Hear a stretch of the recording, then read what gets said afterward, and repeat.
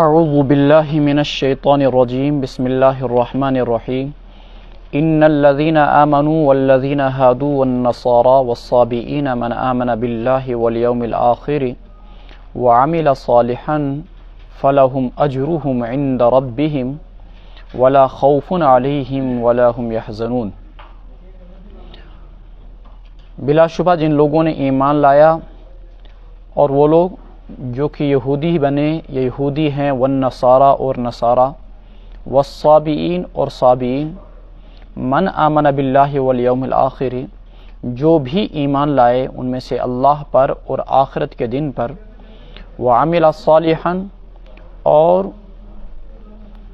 اعمال صالحہ انجام دے فلہم اجرہم تو ان کے لیے اجر ہوگا، ثواب ہوگا ان کا ان کے رب کے یہاں، ولا خوف علیہم ولا هم یحزنون نہ تو انہیں کوئی ڈر ہوگا، ولا هم یحزنون اور نہ ہی وہ رنجیدہ اور غمگین ہوں گے۔ رسول اللہ صلی اللہ علیہ وسلم کے زمانے میں جو بھی طبقات دنیا میں موجود تھے اور جو پڑھے لکھے تھے وہ بنیادی طور پر تین طبقات تھے، ایک یہودیوں کا، دوسرا طبقہ نصارہ کا جو حضرت عیسیٰ علیہ السلام کو مانتے تھے، اور تیسرا طبقہ صابئین کا۔ اب یہ صابئین کون تھے اس کے بارے میں مختلف تشریحات ہیں۔ واضح ترین تشریح اس کی یہ ہے کہ آپ صلی اللہ علیہ وسلم کے زمانے میں جو بھی لوگ اپنے آبائی مذہب کو چھوڑ کر کسی ایسے مذہب کو اختیار کرتے تھے جس مذہب کے پاس کوئی آسمانی کتاب موجود ہو تو اسے وہ صابئی کہا کرتے تھے۔ کبھی کبھی صابئی کا لفظ وہ استعمال کیا کرتے تھے ان افراد کے لیے بھی جو اپنے آبائی مذہب کو ترک کر دیں۔ ایک تعریف یہ بھی کی گئی ہے صابئین کی کہ جو ستاروں کی پوجا کیا کرتے تھے۔ اب مختلف تفسیرات و تشریحات سے بات چھن کر اور مترشح ہو کر آتی ہے کہ آپ صلی اللہ علیہ وسلم کے زمانے میں موجود یہودیوں اور عیسائیوں کے علاوہ کسی اور پیغمبر پر ایمان رکھنے والے، کسی اور شریعت پر ایمان رکھنے والوں کو صابئین کہا جاتا تھا۔ گویا کہ ایک قسم کے موحدین میں سے تھے، اہل ایمان میں سے ہوا کرتے تھے یہ بھی۔ من آمن باللہ والیوم الآخر، اب خدائی دستور اور خدائی اعلان کہ تم یہود و نصارہ کا جو یہ مذہب ہے کہ ہمارے آباء و اجداد ہمیں بچائیں گے، تم بھی سن لو، اور اے مسلمانوں تم بھی سن لو کہ نسب حسب اللہ تبارک و تعالیٰ کے یہاں نجات کا باعث نہیں بن سکتا ہے۔ اللہ تبارک و تعالیٰ کے ہاں بخشش کا باعث اگر کوئی چیز بن سکتی ہے تو وہ ہے ایمان باللہ، ایمان بالآخرہ اور اعمال صالحہ۔ اس تشریح کو اگر آپ پیش نظر رکھیں گے تو ایک بہت بڑا جو اعتراض یہاں پر آپ کو پیش آ سکتا ہے وہ یہ کہ بھئی اہل ایمان کو یہودیوں کے صف میں کھڑا کر کے یہ کہا جا رہا ہے کہ جو ایمان لائیں گے اور آخرت پر ایمان رکھیں گے اور اعمال صالحہ کریں گے تو وہ نجات پائیں گے۔ گویا کہ بالفاظ دیگر مومنوں اور یہودیوں میں کوئی فرق نہیں ہے، یا بالفاظ دیگر یہودی بھی نجات پا سکتے ہیں اور نصارہ بھی نجات پا سکتے ہیں اگر وہ اعمال صالحہ کریں، اگر ایمان باللہ اور ایمان بالآخرت وہ رکھیں۔ تو اس اعتراض کا جواب آپ کو دو ٹوک انداز میں اس طریقے سے مل جائے گا کہ اصلاً اس آیت کو اس پس منظر میں اور اس تناظر میں دیکھنے کی ضرورت ہے کہ جو یہودیوں کا نظریہ تھا یا نصارہ کا نظریہ تھا کہ عیسیٰ علیہ السلام ہمیں بچائیں گے، اور یہودیوں کا نظریہ تھا کہ نحن ابناء اللہ و احباؤ، ہم اللہ کے بیٹے اور اللہ کے پیارے ہیں، اور حضرت عزیر علیہ السلام ہمیں بچائیں گے، ان کے اس نظریے کی تردید کی جا رہی ہے۔ اس پس منظر میں آپ اس آیت کو دیکھیے کہ اللہ تعالیٰ یہ کہہ رہے ہیں اے یہود و نصارہ تمہارا حسب نسب تمہیں اللہ تبارک و تعالیٰ کے ہاں نہیں بچا سکتا ہے، اگر بچانے والی کوئی چیز ہے تو وہ صرف اور صرف یہ ہے کہ تمہارا ایمان ویسا ہی ہو جیسا کہ اللہ نے کہا، تمہارا عقیدہ ویسا ہی ہو جیسا کہ اللہ نے کہا، اور یہ کہ تم اعمال صالحہ کو انجام دینے والے ہو۔ یہ چیزیں اگر تمہارے اندر پائی جاتی ہیں تو تم اس صورت میں ایمان کو پا سکتے ہو اور نجات کو پا سکتے ہو، نہیں تو نجات کو نہیں پا سکتے ہو۔ مسلم شریف کے اندر روایت ہے، رسول اکرم صلی اللہ علیہ وسلم کا فرمان ہے، اس حدیث سے بھی آپ اس آیت پر وارد ہونے والے اعتراض کو اچھی طریقے سے سمجھ سکتے ہیں اور اس کے جواب کو جان سکتے ہیں۔ روایت یہ ہے، اللہ کے رسول علیہ الصلوۃ والسلام نے فرمایا قسم ہے اس ذات کی جس کے قبضہ قدرت میں محمد کی جان ہے، فوالذی بیدہ نفس محمد۔ اور جو آپ چہارم کے اندر ایک کتاب پڑھتے ہیں الفیۃ الحدیث، اس میں دوسرے صفحے پر اس روایت کو نقل کیا گیا ہے جس کے قبضہ قدرت میں محمد کی جان ہے، میرے بارے میں جو بھی یہودی سنے گا، ما سمع بی یہودی ولا نصرانی ثم لم یؤمن بالذی بعثت بہ، پھر وہ ایمان نہ لائے اس شریعت پر، اس قرآن پر جسے دے کر میں بھیجا گیا ہوں، الا کان من اصحاب النار، تو وہ یقیناً دوزخی ہوگا۔ تو گویا کہ اگر کوئی یہودی یا نصرانی قرآن کی اس آیت سے استدلال کر کے یوں کہے کہ بھائی اگر ہمارا عقیدہ درست ہو اور ہم اعمال صالحہ کو انجام دینے والے ہوں تو ہم بھی نجات پا سکتے ہیں، تو آپ انہیں مسلم کی روایت سنائیں گے اور آپ انہیں یہ بھی کہیں گے کہ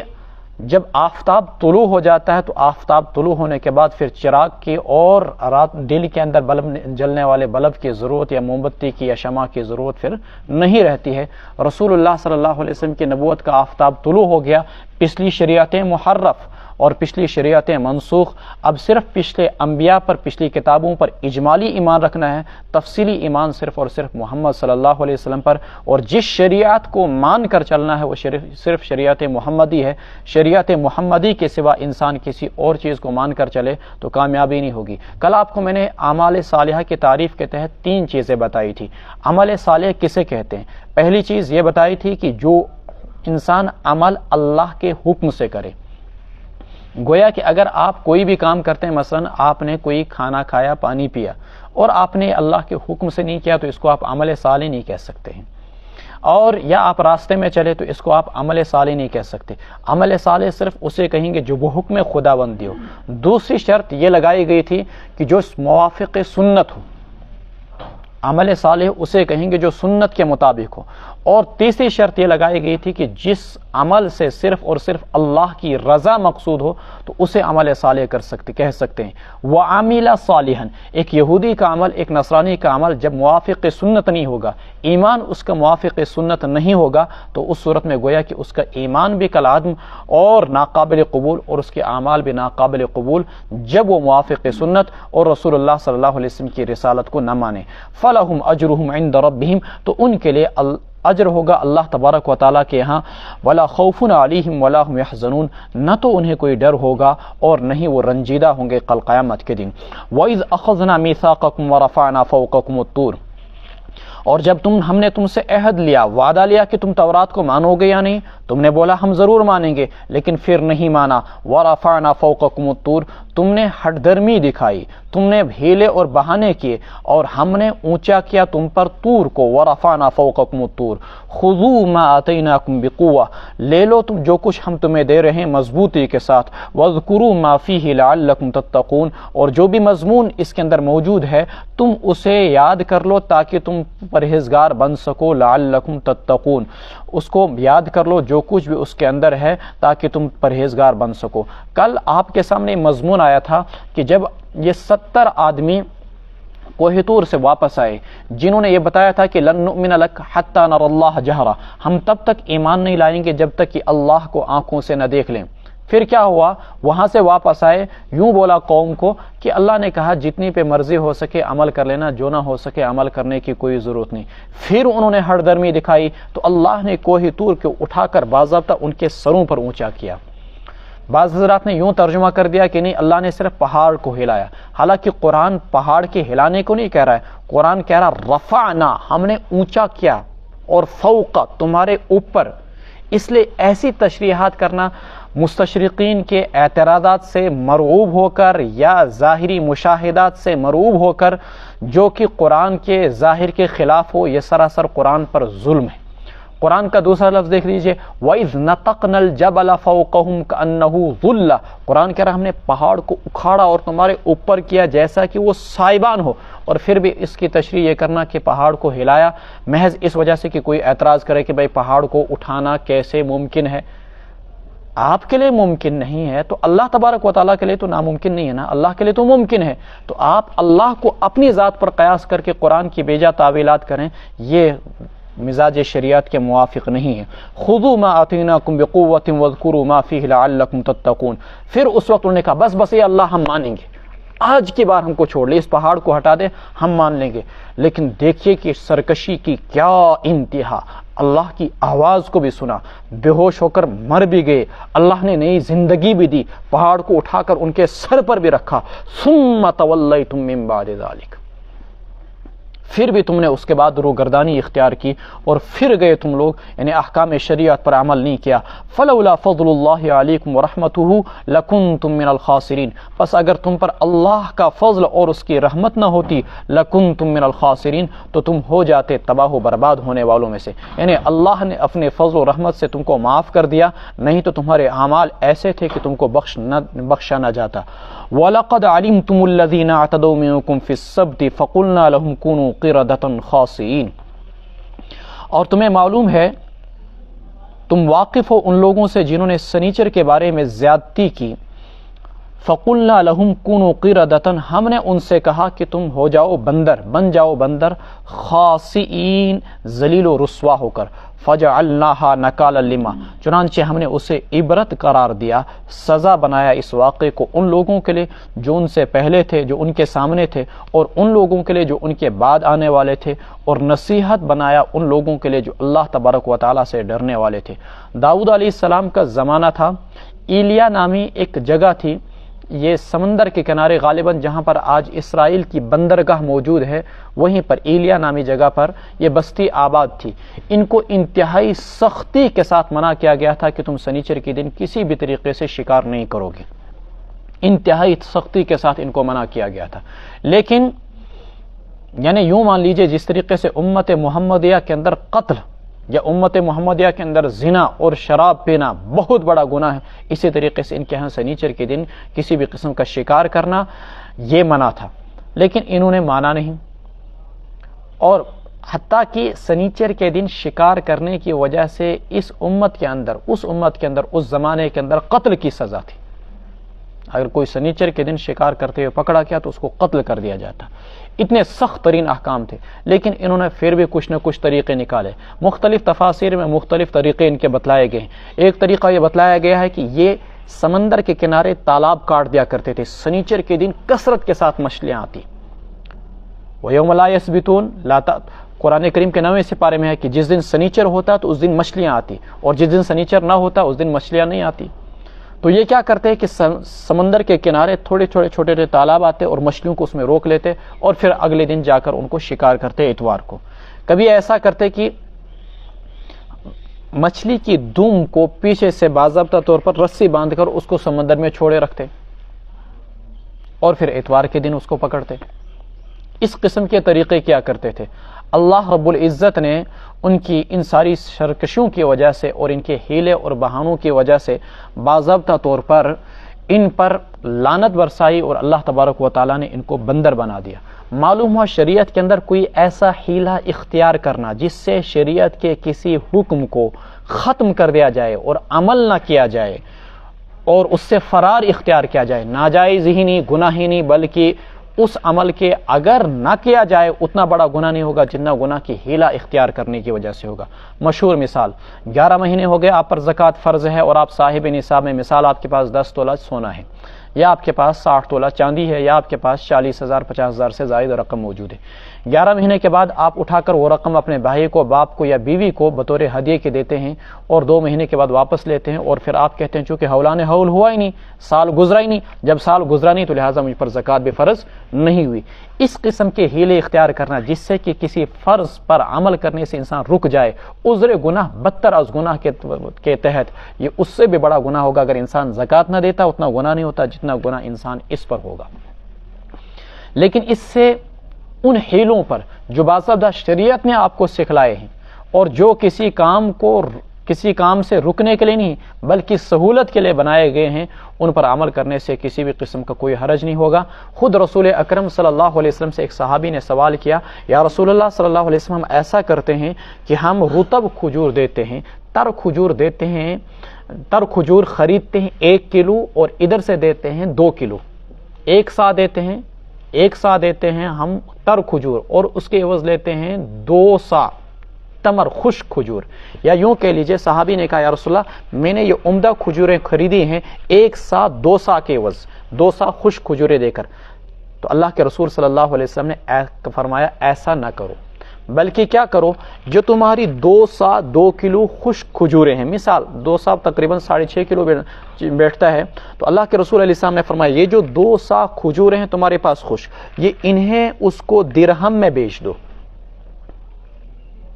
جو بھی دکاندار ہے اس کو درہم میں بیچو، پھر اس کے ہاتھ سے تم درہم لو، پھر ان درہموں کی عوض تم اس سے تر کھجوریں خرید لو، اگر تم کو تر کھجوریں خریدنا ہی مقصود ہے، تو اس طریقے سے سود بھی لازم نہیں آئے گا اور گناہ بھی نہیں ہوگا آپ کو۔ تو یہاں پر دیکھیے بات تو وہی انسان نتیجتاً پہنچے گا 2 منٹ کے بعد، لیکن یہ کہ پہلی صورت کے اندر حرام کا ارتکاب کیا جا رہا ہے اور دوسری صورت کے اندر حرام کا ارتکاب نہیں کیا جا رہا ہے۔ امام محمد رحمۃ اللہ علیہ نے ایک کتاب لکھی ہے باضابطہ، اور المبسوط کے اندر وہ موجود بھی ہوگی، کتاب الحیل کے نام سے، جس میں ایسے سینکڑوں طریقے آپ کو بتلائے گئے ہیں کہ اگر کوئی چیز ناجائز ہے تو اگر اس کو درست طریقے سے انجام دینا ہے تو شریعت کے اندر کیا اس کے لیے کوئی طریقہ نکل سکتا ہے، تو اس کے باضابطہ طریقے بھی نکلتے ہیں۔ وَلَقَدْ عَلِمْتُمُ الَّذِينَ اعْتَدَوْا مِنكُمْ فِي السَّبْتِ فَقُلْنَا لَهُمْ كُونُوا قِرَدَةً خَاسِئِينَ۔ مثلا مسجد کے اندر ایک شخص کے لیے قیام کرنا، بات کرنا ناجائز ہے، دنیاوی گفتگو کرنا ناجائز، کھانا پینا ناجائز، لیکن مجبوری ہے ایک انسان کو تو وہ کھا سکتا ہے، لیکن کیا کرے؟ ایک حیلہ بتلایا گیا کہ اعتکاف کی نیت کر لیجئے، بسم اللہ دخلت وعلیہ توکلت ونویت سنت الاعتکاف، آپ باضابطہ نفل اعتکاف کی نیت کر لیجئے 10 ہی منٹ کے لیے، 1 ہی گھنٹے کے لیے، پھر اس کے بعد آپ ضرورت کی گفتگو بھی کر سکتے ہیں اور ضرورت کا کھانا بھی مسجد میں کھا سکتے ہیں۔ یہ بھی ایک حیلہ ہی ہے۔ وَلَقَدْ عَلِمْتُمُ الَّذِينَ اعْتَدَوْا مِنكُمْ فِي السَّبْتِ فَقُلْنَا لَهُمْ كُونُوا قِرَدَةً خَاسِئِينَ فَجَعَلْنَاهَا نَكَالًا لِمَا بَيْنَهَا۔ تو ان کے زمانے کے جو لوگ تھے ان کے لیے اس واقعے کو عبرت کا سامان بنایا گیا، وما خلفها، اور ماں بعد کے لوگوں کے لیے بھی اللہ تبارک و تعالی نے باضابطہ جو سزائیں رکھی ہیں ان سزاؤں کا مقصود ہی کیا ہوتا ہے؟ عبرت، اور جہاں پر سزا نہیں ہوگی تو وہاں پر عبرت حاصل نہیں ہوگی۔ اس وقت پوری دنیا سے کوشش کی جا رہی ہے کہ سزائے موت کو ختم کر دیا جائے، اور ان ملکوں کو جہاں پر سزائے موت ہے ان کو دہشت گرد قرار دیا جا رہا ہے، جبکہ قرآن کریم نے کہا وَلَكُمْ فِي الْقِصَاصِ حَيَاةٌ يَا أُولِي الْأَلْبَابِ، کہ قصاص کے اندر باضابطہ تمہاری زندگی ہے اے عقل والو۔ کل کے اخبار کی ہیڈ لائن آپ دیکھ لیجئے، یہاں کے ڈی جی پی نے بیان دیا کہ بھئی جو نشہ کرنے والے ہیں اور نشہ کا کاروبار کرنے والے ہیں باضابطہ طور پر ان کے لیے سزائے موت تجویز کی جائے، تاکہ 2-4 کو سزا مل جائے تو باقی لوگ عبرت حاصل کریں۔ گویا کہ جو لوگ آج قرآن کی مخالفت کر رہے تھے آج تک، اور زمانے کے حالات کا سامنا کرنے کے بعد وہ بھی اسی نتیجے پر پہنچے جو قرآن کریم نے صدیوں پہلے بات فرمائی تھی، نکالا لما بینہا، تو سزا ایسی ہونی چاہیے جس میں عبرت ہو، وما خلفہا وموعظۃ للمتقین، اور اہل ایمان جو ہے یقیناً وہ نصیحت ہی حاصل کریں گے، ان کے لیے عبرت کی ضرورت نہیں ہے۔ وَإِذْ قَالَ مُوسَىٰ لِقَوْمِهِ إِنَّ اللَّهَ يَأْمُرُكُمْ أَن تَذْبَحُوا بَقَرَةً، اور وہ وقت، وہ لمحہ یاد کیجئے جب موسیٰ علیہ السلام نے اپنی قوم سے کہا ان اللہ یأمرکم ان تذبحوا بقرہ، اللہ تمہیں حکم دیتے ہیں کہ تم ایک گائے کو ذبح کرو۔ قالوا اتتخذونا ہزوا، تو لوگ کہنے لگے ان سے کیا آپ ہمارا مذاق بنا رہے ہیں؟ قال اعوذ باللہ ان اکون من الجاہل، تو کہنے لگے کہ میں اللہ سے پناہ مانگتا ہوں اس بات سے کہ میں نادانوں میں سے بنوں۔ موسیٰ علیہ السلام کے زمانے میں ایک شخص تھا، آوارہ قسم کا لڑکا تھا، اس نے اپنے چچا سے رشتہ مانگا اس کی بیٹی کا، تو چچا نے اس کے آوارہ پن کی وجہ سے اس کو رشتہ نہیں دیا۔ واقعہ بڑا لمبا ہے، بہت لمبا، نتیجتاً اس نے اس چچا کو قتل کر دیا،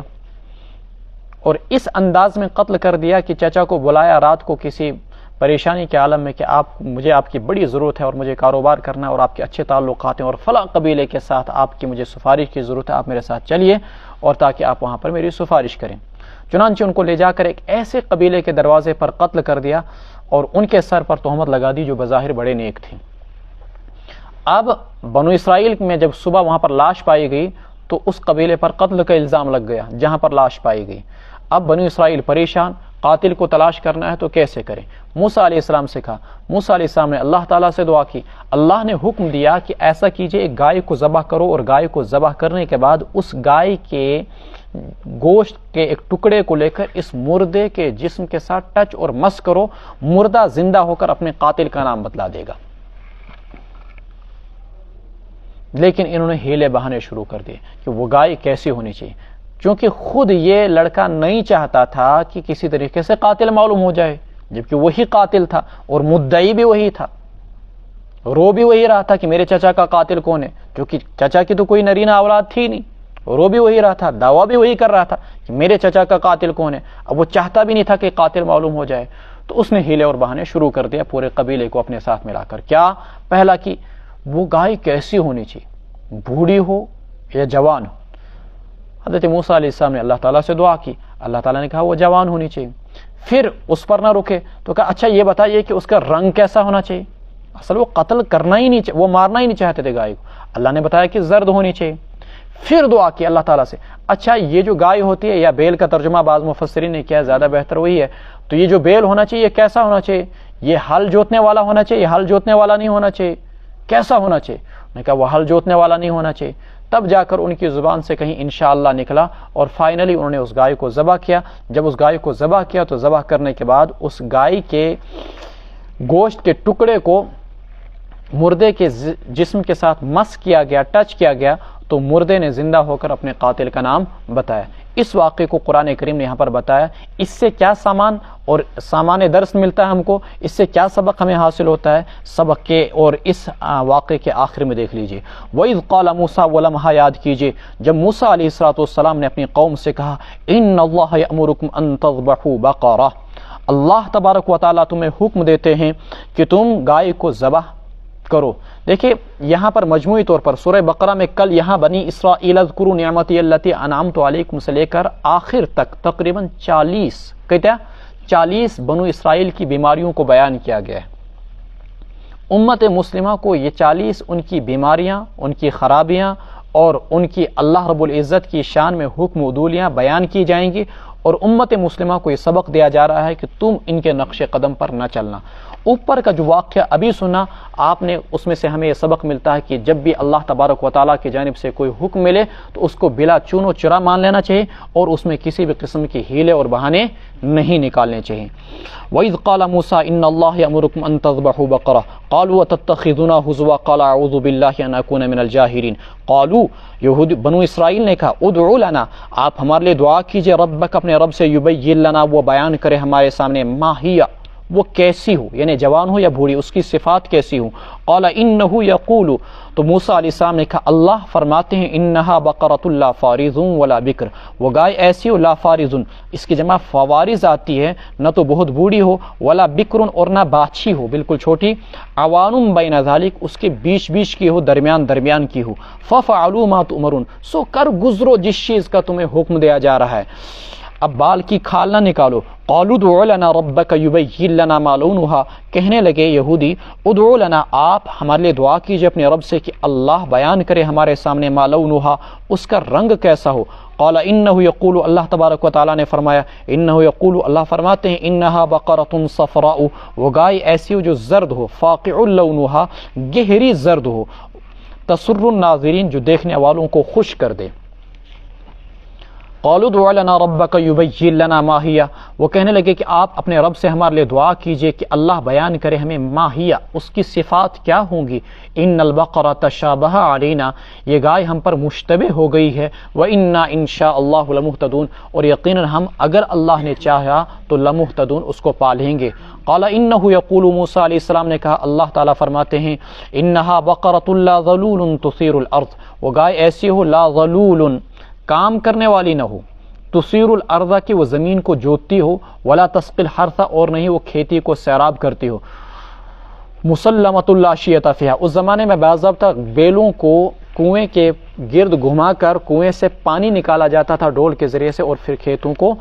سیراب کیا جاتا تھا، راہٹ جس کو بولتے تھے غالباً۔ مسلمۃ لا شیۃ فیہا، وہ صحیح سالم ہو، لا شیۃ، اس کی جمع شیات آتی ہے، اس میں کسی بھی قسم کا کوئی داغ اور دھبا نہ ہو۔ قالوا الآن جئت بالحق، کہنے لگے اب آپ نے سچ بات لائی، برحق بات ہمیں بتائی۔ فذبحوها، اب اس گائے کی تلاش شروع ہوئی، ملنے ہی نہیں لگی ایسی گائے ہوگی تو یقیناً انسان اس کو پالنے کے لیے تو گھر میں نہیں رکھے گا نا، یا تو انسان اس سے دودھ نکالے گا، بیل ہوگا تو باضابطہ اس سے انسان ہل جوتے گا وغیرہ وغیرہ، کھیت میں کام لے گا۔ اب ایسی گائے ان کو ملنے نہیں لگی۔ ایک یتیم لڑکا تھا جس کو اس کی ماں نے کثرت سے دعائیں دی تھی، اس کے پاس یہ گائے موجود تھی، جب اس سے یہ گائے مانگی گئی تو اس نے کہا کہ مجھے یہ گائے دوں گا میں، لیکن شرط یہ کہ اس کی کھال بھر کر سونا چاہیے مجھے،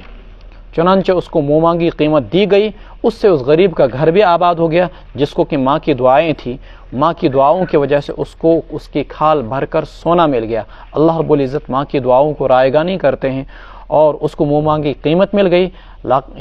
فائنلی انہوں نے یہ گائے لائی اور اس کو ذبح کیا، فَذَبَحُوهَا وَمَا كَادُوا يَفْعَلُونَ، اور وہ ایسا کرنے والے نہیں تھے۔ وَإِذْ قَتَلْتُمْ نَفْسًا فَادَّارَأْتُمْ فِيهَا، اور یاد کرو تم وہ لمحہ، اذ قتلتم نفسا، جب تم نے ایک انسان کو قتل کیا۔ یہ وہی واقعہ ہے اوپر والا، قرآن نے واقعے کے ابتدائی حصے کو مؤخر کیا اور مؤخر والے حصے کو مقدم کیا۔ ایسا اس برائی پر اور اس عیب پر اور اس بیماری پر توجہ دلانے کے لیے جو ان کے اندر موجود تھی، اس کمی اور اس خامی کو بتلانے کے لیے جو ان کے اندر موجود تھی کہ وہ کس کس طریقے سے اللہ تبارک و تعالیٰ کے احکام کی نافرمانی کیا کرتے تھے، حکم عدولی کیا کرتے تھے، اللہ تبارک و تعالیٰ نے فرمایا کہ تم ان کے نقش قدم پر نہ چلنا۔ فَادَّارَأْتُمْ فِيهَا، تم ایک دوسرے پر الزام ڈالنے لگے، باب تفاعل کا مصدر ہے فَادَّارَأْتُمْ فِيهَا وَاللَّهُ مُخْرِجٌ مَا كُنتُمْ تَكْتُمُونَ، اور اللہ تبارک و تعالیٰ ظاہر کرنے والے تھے اس چیز کو جو کچھ تم چھپا رہے تھے۔ فَقُلْنَا اضْرِبُوهُ بِبَعْضِهَا، ہم نے کہا مارو تم اس مردے کو، بِبَعْضِهَا، اس گائے کے بعض حصے سے، كَذَلِكَ يُحْيِي اللَّهُ الْمَوْتَى، ایک اور سبق مل گیا کہ جیسے اللہ نے آج تمہارے سامنے اس مردے کو زندہ کیا، ایسے اللہ تبارک و تعالیٰ تمہیں بھی کل قیامت کے زندہ کریں گے، ایسے اللہ مردوں کو زندہ کریں گے۔ وَيُرِيكُمْ آيَاتِهِ، اور اللہ تمہیں اپنی آیات اور نشانیاں دکھلاتے ہیں، لَعَلَّكُمْ تَعْقِلُونَ، تاکہ تم سمجھ جاؤ۔ ثُمَّ قَسَتْ قُلُوبُكُم مِّن بَعْدِ ذَلِكَ، پھر اس کے بعد تمہارے دل سخت ہو گئے، فَهِيَ كَالْحِجَارَةِ أَوْ أَشَدُّ قَسْوَةً، وہ دل پتھر کی طرح ہو گئے یا اس سے بھی زیادہ سخت۔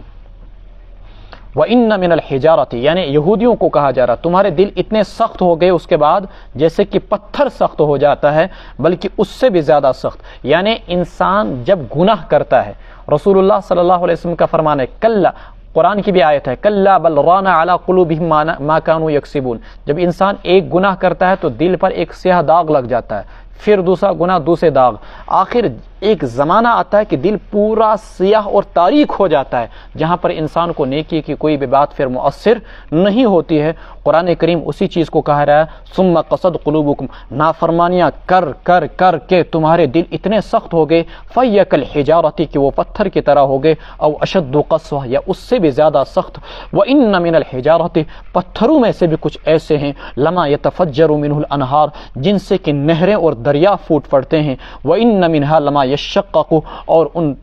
پتھروں میں سے بھی کچھ ایسے ہیں جو پھوٹ پڑتے ہیں، فَيَخْرُجُ مِنْهُ الْمَاءُ، اور ان سے پانی نکل آتا ہے، وَإِنَّ مِنْهَا لَمَا يَهْبِطُ، اور کچھ ایسے ہیں جو گر آتے ہیں اللہ کے خوف اور اللہ کی ہیبت سے، وَمَا اللَّهُ بِغَافِلٍ عَمَّا تَعْمَلُونَ، اللہ ہرگز بے خبر نہیں ان کاموں سے جو کچھ تم کر رہے ہو۔ اللہ اکبر، گویا کہ پتھروں کے اندر بھی اللہ تبارک و تعالیٰ کا خوف ہے اور اللہ کی ہیبت سے وہ اوپر سے نیچے گراتے ہیں۔ جو کبھی سلائیڈنگ ہوتی ہے ہم سوچتے ہیں شاید یہ خود بخود ہی گرایا اور زمین نیچے سے نرم پڑ گئی، نہیں، بلکہ اللہ تبارک و تعالیٰ کے خوف سے ان کے اندر ایک ہیبت طاری ہو جاتی ہے جس کی وجہ سے وہ لرزتے ہیں اور اوپر سے نیچے گراتے ہیں۔ لما یہبط من خشیت اللہ، آپ کہیں گے پتھروں میں تو شعور نہیں، دیکھیے ایک اصول یاد رکھیے، جو چیز آپ کو معلوم نہیں آپ یہ کہتے ہیں کہ وہ چیز ہے ہی نہیں دنیا میں، اس سے بڑا غلط مفروضہ اور جھوٹ کچھ نہیں ہو سکتا ہے۔ جو چیز ہمیں معلوم نہیں ہم بولیں کہ وہ ہے ہی نہیں، جو چیز ہمیں معلوم نہیں ہم اس کا انکار کر دیں۔ سائنس آج تک یہ نہیں مانتی تھی کہ نباتات کے اندر شعور ہے، درختوں کے اندر شعور ہے، لیکن آج وہ اس بات کو تسلیم کرتے ہیں کہ باضابطہ درختوں کے اندر شعور موجود ہے۔ جس طریقے سے نباتات کے سلسلے میں وہ اس نتیجے پر پہنچ گئے کہ نباتات کے اندر شعور ہے، یقیناً جلد ہی وہ اس نتیجے پر بھی پہنچ جائیں گے کہ پتھروں کے اندر بھی شعور ہے، لیکن شعور کی الگ قسمیں ہیں۔ ایک انسان کا شعور سب سے اعلیٰ ترین، پھر حیوانات کا شعور اس سے کم تر، پھر نباتات کا شعور اس سے کم تر، پھر جمادات کا شعور اس سے کم تر۔ وَإِن مِّن شَيْءٍ إِلَّا يُسَبِّحُ بِحَمْدِهِ وَلَكِن لَّا تَفْقَهُونَ تَسْبِيحَهُ، کوئی بھی چیز کائنات کے اندر ایسی نہیں مگر سب اللہ تبارک و تعالیٰ کی تسبیح کرتی ہے، خواہ وہ پتھر ہوں یا درخت ہوں یا شجر ہوں یا حجر ہوں۔ وَمَا اللَّهُ بِغَافِلٍ عَمَّا تَعْمَلُونَ، اللہ تمہارے اعمال سے ہرگز بے خبر نہیں۔ او یہودیو، تم پتھروں سے بھی گئے گزرے ہو کہ پتھروں کے اندر تو کچھ شعور ہے، لیکن اشد قسوہ، تم پتھروں سے بھی زیادہ سخت دل بن گئے ہو۔ دیکھ رہے نا آج آپ 12,000 بچوں کو شہید کر دیا اور تقریباً 8,000 عورتوں کو شہید کر دیا، 10,000 سویلن کو شہید کر دیا، اور روزانہ لوگوں کو فاقہ مرتے ہیں۔ لوگ بیچارے ایک ٹرک پہ گئے، اس پر اناج آیا تھا، اناج لینے کے لیے بھوکوں پر اور فاقوں پر پتھر اور گولیاں چلائی اور 130 کو شہید کر دیا۔ کئی دن کے فاقے، کئی دن کے فاقے، لوگ پانی پینے کے لیے دستیاب نہیں، کھانے کے لیے کچھ نہیں، گویا کہ بھوک کی سزا عام انسانیت کو دے رہے ہیں، معصوموں کو دے رہے ہیں۔ افتطمعون ان یؤمنوا لکم وقد کان فریق منهم یسمعون کلام اللہ ثم یحرفونہ من بعد ما عقلوہ یعلمون۔ افتطمعون، کیا تم یہ امید رکھتے ہو کہ وہ تم پر ایمان لے آئیں گے؟ وقد کان فریق منهم یسمعون کلام اللہ، حالانکہ ان میں سے کی ایک جماعت ایسی ہے جو اللہ کے کلام کو سنتی ہے۔ ثم یحرفونہ، یعنی تورات کو سنتے ہیں، ثم یحرفونہ، پھر اس میں تحریف کرتے ہیں، عدل بدل کر دیتے ہیں، من بعد ما عقلوہ، اس کو سمجھ لینے کے بعد، وہم یعلمون، اور وہ جانتے ہیں۔ یاد رکھیے کہ اس انسان کو آپ صحیح راہ پر لانا بڑا مشکل ہوگا اور آپ نہیں لا سکتے ہیں جس کی گمراہی عمدن ہو۔ یہود کی گمراہی عمدن تھی، نصارہ کی جو گمراہی وہ عمدن نہیں ہے۔ نصارہ اور یہود کے اندر ایک بہت بڑا فرق ہے کہ نصارہ غلو میں مبتلا ہو گئے، قرآن نے ان کو ضالین سے تعبیر کیا، جبکہ یہود نے جانتے بوجھتے ہوئے گمراہی کو اختیار کیا ہے۔ اس لیے قرآن نے کہا افتطمعون ان یؤمنوا لکم،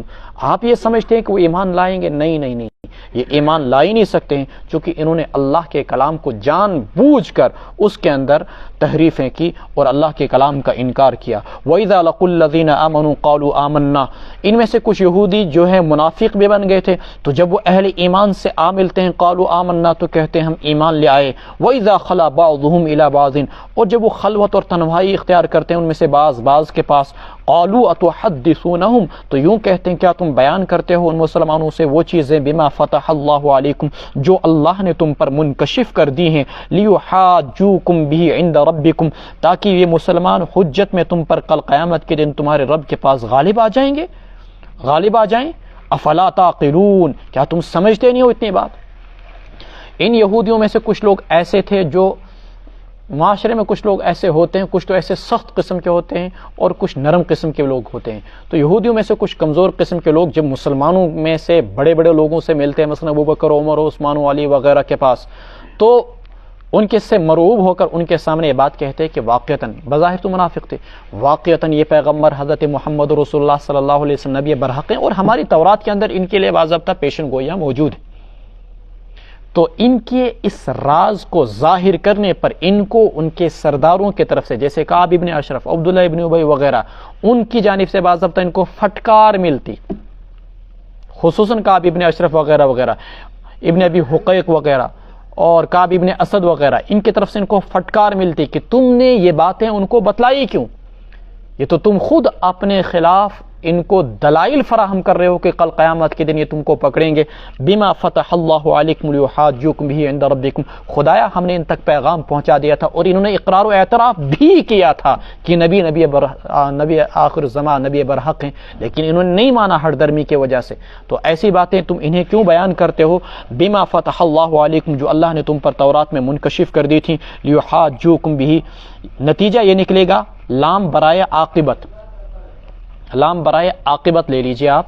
نتیجہ یہ نکلے گا کہ یحاجوکم بہ، یہ مسلمان حجت میں تم پر غالب آ جائیں گے کل قیامت کے دن تمہارے رب کے پاس۔ تم اس بات کو سمجھتے کیوں نہیں؟ افلا یعلمون ان اللہ یعلم ما یسرون وما یعلنون، کیا وہ لوگ یہ نہیں جانتے کہ اللہ جانتا ہے جو کچھ یہ یہودی چھپا رہے ہیں اور جو کچھ وہ ظاہر کر رہے ہیں، یہ منافق چھپا رہے ہیں اور ظاہر کر رہے ہیں۔ اگر تم نہ بھی بتلاؤ اللہ کو سب کچھ معلوم ہے۔ ومنہم امیون، اور ان میں سے کچھ ناخواندہ ہیں، ان پڑھ ہیں، لا یعلمون الکتاب، وہ کتاب کو نہیں جانتے ہیں، الا امانیہ، مگر صرف جھوٹی آرزویں، وانہم الا یظنون، اور وہ تو صرف خیالی باتوں میں گرفتار ہیں، وانہم الا یظنون، اور وہ صرف خیالی باتوں میں گرفتار ہیں۔ یہودیوں میں سے کچھ لوگ ایسے ہوتے ہیں، ہر جگہ آپ نے دیکھا ہوگا، یہاں پر بھی سیاستدانوں کے پیچھے ان کی پیروی کرنے والے کچھ لوگ ایسے ہوتے ہیں جنہیں کچھ پتہ نہیں ہوتا ہے، بس وہ زندہ باد زندہ باد کے نعرے لگاتے رہتے ہیں۔ اگر ان کو کچھ بھی کہا دیا جائے، ان کو کام ہوتا ہے، ان کو پیسے ملتے ہیں 500 روپے دن کے، بھائی تم کو زندہ باد کے نعرے لگانے ہیں، اب چاہے نعرہ دینے والا کچھ بھی کہے۔ ایسے یہودیوں میں بھی اور دنیا کے ہر طبقات کے اندر کچھ ان بھگت فالوورز ہوتے ہیں، ایسے متبین ہوتے ہیں جو عقل سے کورے ہوتے ہیں اور ان کو کچھ پتہ نہیں، بس ان کو زندہ باد کے نعرے لگانے۔ قرآن کریم نے کہا کہ ان منہم امیون لا یعلمون الکتاب الا امانیہ، ایسے یہودیوں میں بھی سے کچھ لوگ ایسے تھے جنہوں نے کچھ باتیں گھڑ رکھی تھی۔ کیا؟ یت پہ اس کاشرن میں کین لوگ تم ونان یا نبی تل قلم لکھ حکم آزادی، تُہۍ بچایو تہن خدا، اس بچائے سون پیر صوب یعنی پیر سید عبد القادر جیلانی۔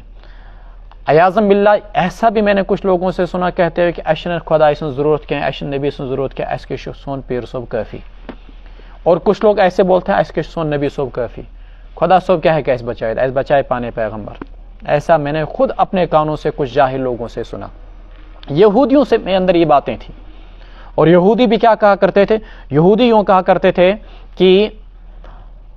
نحن ابناء اللہ واحباء، ہم اللہ کے بیٹے ہیں، ہمیں آگ چھو نہیں سکتی، لن تمسنا النار الا ایاما معدودہ، اگر چھوئے گی بھی تو صرف 40 دن۔ کیوں 40 دن؟ ہمارے آبا و اجداد نے گوسالہ پرستی کی تھی،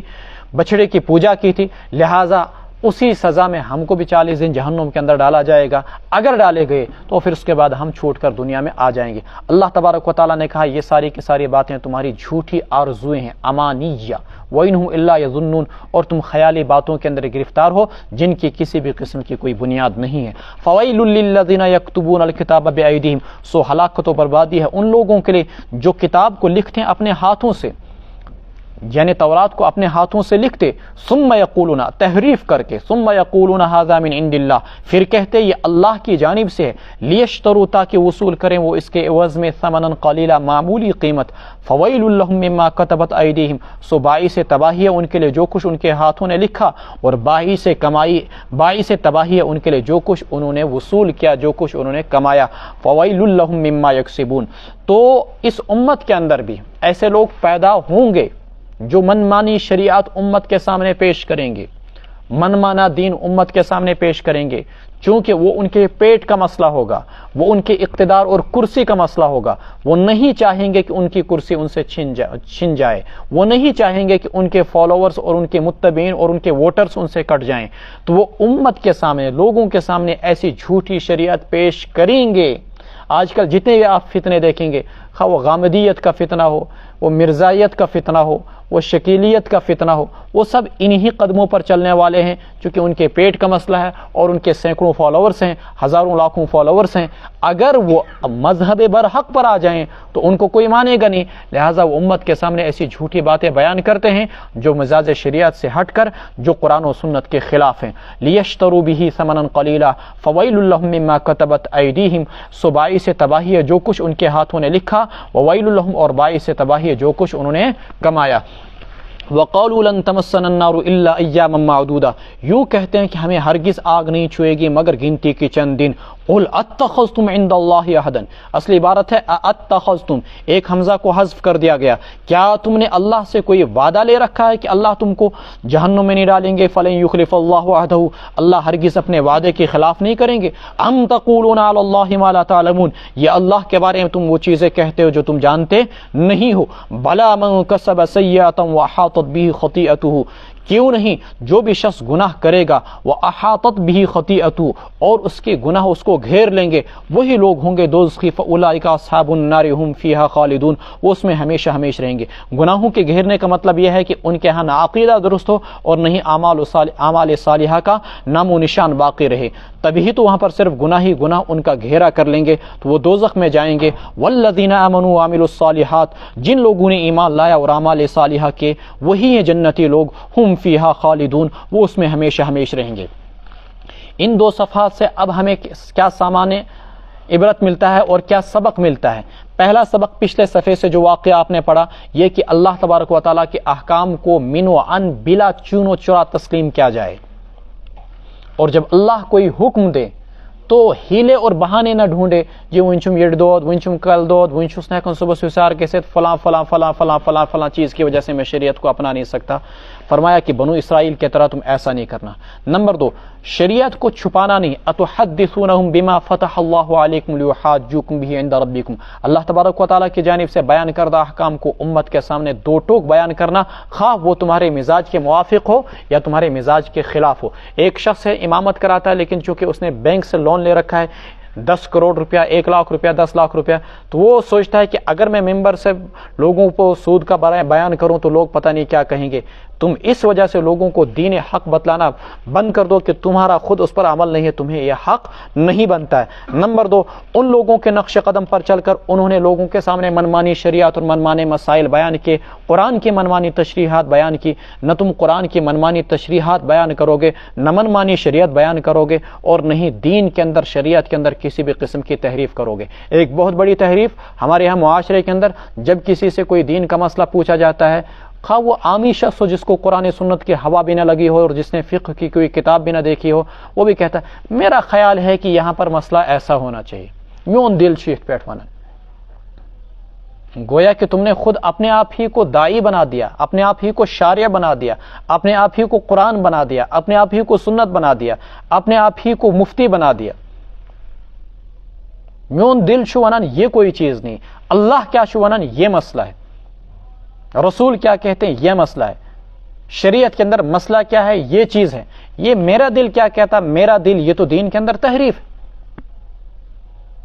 میرا دل کیا کہتا ہے یہ نہیں، بلکہ اللہ اور اس کے رسول کیا کہتے ہیں یہ ہمیں دیکھنا ہے، خواہ وہ پھر ہمارے مزاج کے موافق ہو یا ہمارے مزاج کے خلاف ہو۔ والذین آمنوا وعملوا الصالحات اولئک اصحاب الجنۃ هم فیہا خالدون وَإِذْ أَخَذْنَا، اور یاد کیجئے ایک اور از کے ذریعے سے ان واقعات کو یاد کرایا جا رہا ہے جو پچھلی امتوں کے اندر پیش آئے، جب ہم نے ان سے وعدہ لیا بنو اسرائیل سے، یعقوب کے بیٹوں سے، لا تعبدون الا اللہ، کہ تم نہیں عبادت کرو گے مگر صرف اللہ کی، وبالوالدین احسانا، والدین کے ساتھ حسن سلوک، وذی القربى، قریبی رشتہ داروں کے ساتھ حسن سلوک، والیتامی، بن باپ بچوں کے ساتھ حسن سلوک، والمساکین، غریبوں کے ساتھ حسن سلوک، وقولوا للناس حسنا، اور لوگوں کے ساتھ بھلی بات کہنا، واقیموا الصلاۃ، نماز قائم کرنا، وآتوا الزکاۃ، اور زکوٰۃ دینا۔ دیکھیں مجموعی طور پر یہاں پر کتنے عہد لیے گئے، یہ بنو اسرائیل کا وعدہ ذکر کر کے ہم کو یاد دلایا جا رہا ہے کہ یہ اچھی چیزیں تم کو بھی کرنی ہیں۔ یہ قصے کہانیوں کی کتاب نہیں ہے قرآن کریم کے بنو اسرائیل کی صرف باتوں کو وہ ذکر کر کے اگر قرآن اس کی تردید نہ کرے تو آپ کو اس کو اپنانا ہے۔ اسرائیلیات کی جو روایات ہیں اس کی کئی قسمیں ہوتی ہیں۔ اسرائیلیات کی روایات یا تو ایسی ہوں کہ قرآن اس کی تصدیق کرتا ہوگا تو پھر اس صورت میں اس پر عمل کرنا فرض ہے۔ مثلاً وَكَتَبْنَا عَلَيْهِمْ فِيهَا أَنَّ النَّفْسَ بِالنَّفْسِ وَالْعَيْنَ بِالْعَيْنِ، ہم نے ان پر یہ لازم کیا تھا کہ اگر کسی شخص نے کسی شخص کو قتل کر دیا تو جان کے بدلے جان، یہی حکم اس امت پر ہے اور اس پر عمل کرنا لازم اور فرض ہے۔ اسرائیلیات کی جو روایات ہیں یا تو قرآن ان کی باضابطہ طور پر ان کی تکذیب کرے گا اور قرآن ان کو جھوٹا قرار دے گا، پھر اس پر عقیدہ اور ایمان رکھنا ویسا ہی ضروری ہے جیسا کہ قرآن نے بتلایا ہوگا۔ ابھی کچھ واقعات ایسے آگے آئیں گے۔ اسرائیلیوں کا باضابطہ عقیدہ تھا اعوذ باللہ کہ حضرت سلیمان علیہ السلام کافر ہو گئے تھے۔ قرآن نے کہا ما کفر سلیمان، حضرت سلیمان علیہ السلام نے کوئی کفر نہیں کیا۔ تو یہاں پر ہمیں مطابق قرآن عقیدہ رکھنا ضروری ہے، اگر ہم خلاف قرآن عقیدہ رکھیں گے اسرائیلی روایات کے مطابق ہم کافر ہو جائیں گے۔ اسرائیلی روایات جو پچھلی امتوں سے منقول ہیں ان میں سے کچھ ایسی ہوں گی قرآن نہ تو اس کی تصدیق کرتا ہوگا نہ تکذیب، تو اس پر ہمارا یہ عقیدہ ہے لا نکذبہ ولا نصدقہ، ہم بھی نہ ان کی تکذیب کریں گے اور نہ ہی ہم ان کی تصدیق کریں گے، ٹھیک ہے، لا نصدقہ ولا نکذبہ، اگر تصدیق نہ بھی کریں تو کوئی حرج نہیں اور تکذیب نہ بھی کریں تو بھی کوئی حرج نہیں، جن کی قرآن کریم نے نہ تو تردید کی اور نہ ہی تکذیب کی۔ تو یہاں پر قرآن نے اس احکام کی باضابطہ تصدیق کی تو گویا کہ امت محمدیہ پر ان احکام کو اپنانا فرض ہوگا۔ لا تعبدون الا اللہ، اگر عبادت و بندگی کسی کے سامنے کرنی ہے تو صرف اللہ ہی کی، والدین کے ساتھ حسن سلوک کرنا ہے، نمبر 3 رشتہ داروں کے ساتھ، نمبر 4 بولیے، نمبر 5، نمبر 6 لوگوں کے ساتھ بھلی بات کہنا۔ دیکھیں قرآن نے للناس کہا، قرآن نے للمسلمین نہیں کہا۔ مسئلہ معلوم ہوا کہ آپ کا مخاطب کا کافر ہو، آپ کا مخاطب کا مسلمان ہو، آپ کو اس کے ساتھ بھلی بات کرنی ہے۔ کشیر میں یہ لکھا نیبری میں آہستہ مسجد کت پیٹ کرن ات اندازس میں شکایت کرن گویا کہ اش حاکم تو سش محکوم، ات اندازس میں شکایت کرن گویا کہ ہم آقا اور وہ غلام ہوں۔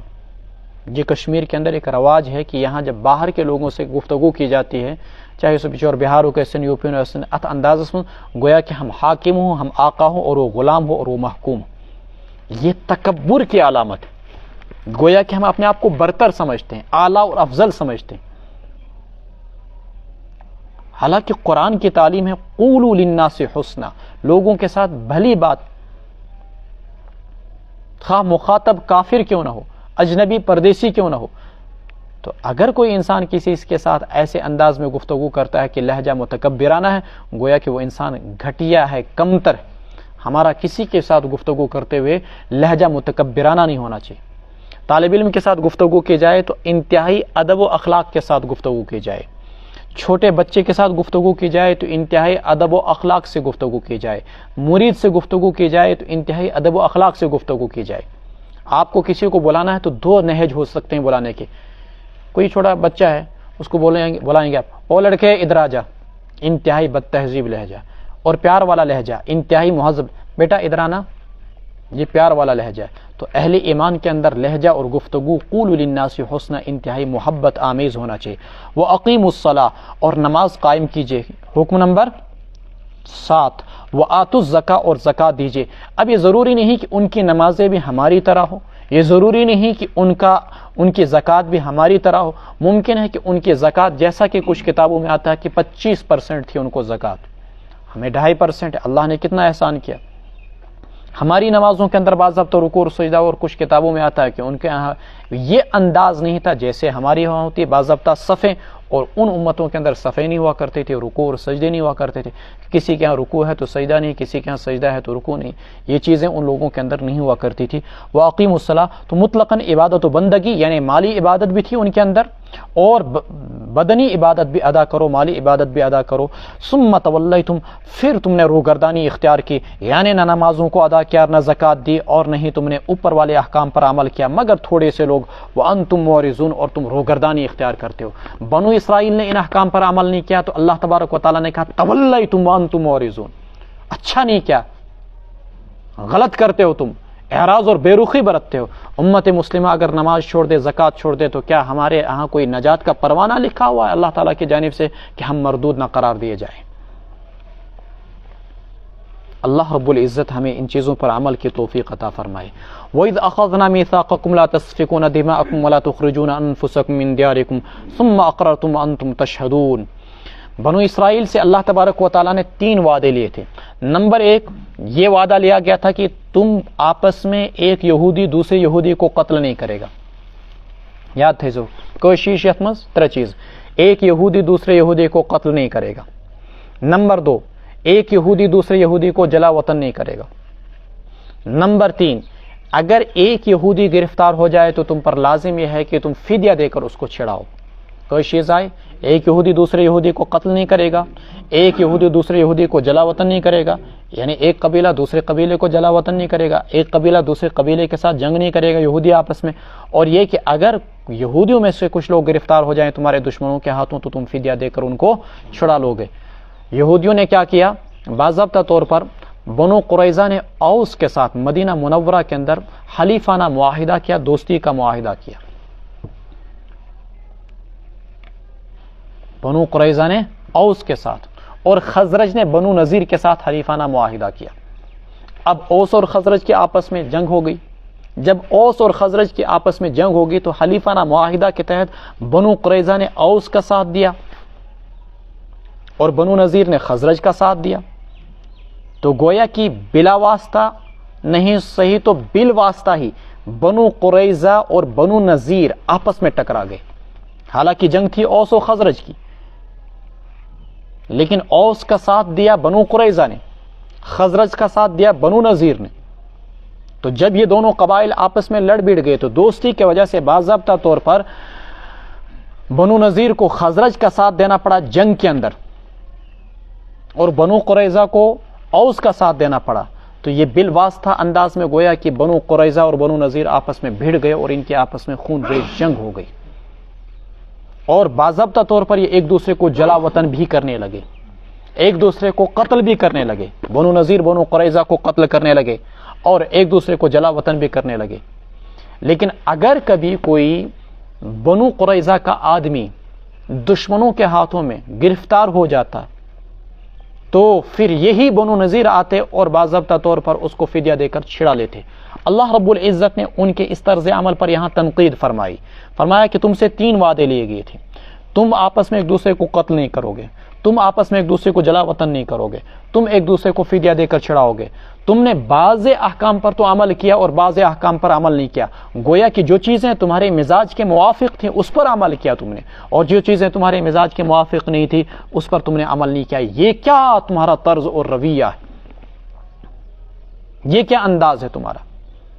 کہ اگر تم میں سے کوئی شخص گرفتار ہو جاتا اس کو فدیہ دے کر چھڑا لیتے ہو، لیکن اگلے دن اس کو قتل بھی کرتے ہو اور اس کو جلا وطن بھی کر دیتے ہو۔ قرآن کریم نے کہا وَإِذَا أَخَذْنَا، یاد کیجئے ہم نے تم سے وعدہ لیا تھا کہ لَا تَسْفِكُونَ دِمَاءَكُمْ، تم آپس میں ایک دوسرے کا خون نہیں بہاؤ گے، وَلَا تُخْرِجُونَ أَنفُسَكُمْ مِنْ دِيَارِكُمْ، اور نہیں تم آپس میں ایک دوسرے کو اپنے وطن سے نکالو گے، ثم اقررتم، اور پھر تم نے اس کی اقرار کیا تم نے اور تم اس پر گواہ بھی ہو، وانتم تشہدون، ثم انتم هؤلاء تقتلون انفسکم، پھر تم آپس میں ایک دوسرے کو قتل کرتے ہو، وتخرجون فریقا منکم من دیارہم، اور آپس میں سے ایک جماعت کو اپنے ان کے گھروں سے باہر نکال کر دیتے ہو، تظاہرون علیہم، تم مدد کرتے ہو ان کے خلاف گناہ کے ذریعے سے اور سرکشی کے ذریعے سے، زیادتی کے ذریعے سے، وَإِن يَأْتُوكُمْ أُسَارَىٰ تُفَادُوهُمْ، اور اگر آ جائیں وہ تمہارے پاس قیدی بن کر، تفادوہم، تم ان کو فدیہ دے کر چھڑا لیتے ہو، وَهُوَ مُحَرَّمٌ عَلَيْكُمْ إِخْرَاجُهُمْ، حالانکہ تم پر حرام تھا ان کا نکالنا بھی،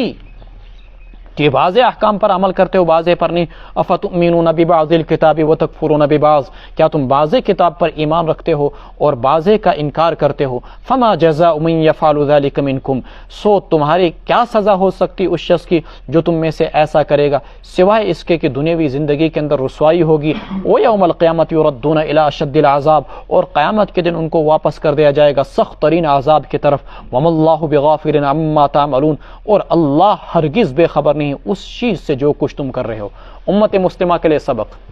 کیا کہ ہرگز تم بھی ایسا ہی نہ کرنا کہ تمہیں جو شریعت کے احکامات آسان لگیں ان پر عمل کرو اور جو تمہیں مشکل لگیں ان کو تم چھوڑ دو، جیسا یہودیوں نے کیا، بنو اسرائیل نے کیا کہ جو احکام انہیں آسان لگے ان پر عمل کیا، جو احکام آسان نہیں لگے ان پر عمل نہیں کیا۔ تم ان کے نقش قدم پر نہ چلنا، بلکہ شریعت کا جو بھی حکم ہوگا ہر حکم پر عمل کرنا تمہارے لیے ضروری ہوگا۔ اولئک الذین اشتروا الحیاۃ الدنیا بالآخرہ فلا یخفف عنہم العذاب ولا هم ینصرون، یہی ہیں وہ لوگ جنہوں نے دنیاوی زندگی کو خرید لیا آخرت کے عوض، فلا یخفف عنہم العذاب، نہ تو عذاب کو ان سے ہلکا کیا جائے گا، ولا هم ینصرون، اور نہیں ان کی مدد کی جائے گی۔ اللہم احفظنا من